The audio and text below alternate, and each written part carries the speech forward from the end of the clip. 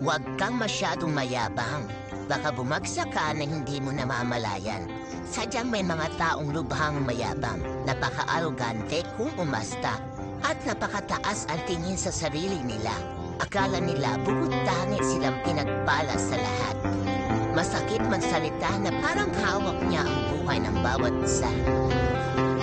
Porke asensado, nagyayabang na, hindi marunong lumingon sa kanyang kinanggalingan at nakalimutan ng magpakumbaba sa kapwa.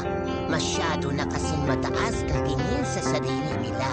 Kapag pinagpala ka, iwasan mo ang pagiging mayabang. Lagi mo rin dapat alalahanin kung saan ka nagmula at nanggaling. Dahil walang natutuwa sa taong mahangin at mayabang. Kaya anuman ang ating kalagayan, tayo ay maging mapagkumbaba sa lahat. Tandaan mo, huwag kang masyadong mayabang sa panahong mayroon ka. Walang permanente sa mundo. Lahat pwedeng mawala at magbago.